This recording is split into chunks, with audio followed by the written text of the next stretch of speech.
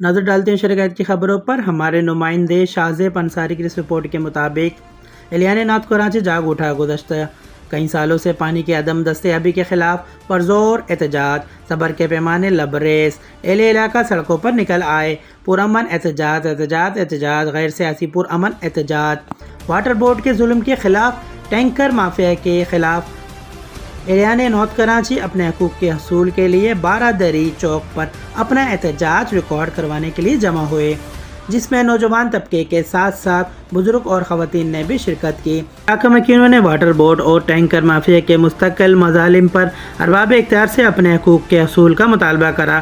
اہل علاقہ کی نمائندگی کرتے ہوئے سوشل ورکر جواد خان نے بھی متعلقہ اداروں اور افسران کو آڑے ہاتھوں لیا اور پانی کی فوری فراہمی کے لیے اہلیان نارتھ کراچی کو باہمی یکجہتی کا مظاہرہ کرنے کی تلقین کی۔ ناظرین، آپ کو ایک اہم خبر سے آگاہ کرتے ہیں۔ اہلیان نارتھ کراچی اپنے حقوق کے حصول کے لیے 12 دری چوک پر اپنا احتجاج ریکارڈ کروانے کے لیے جمع ہوئے، جس میں نوجوان طبقے کے ساتھ ساتھ بزرگ اور خواتین نے بھی شرکت کی۔ گزشتہ کئی سالوں سے پانی کی عدم دستیابی کے خلاف پرزور احتجاج، صبر کے پیمانے لبریز، اہل علاقہ سڑکوں پر نکل آئے۔ پرامن احتجاج جاری۔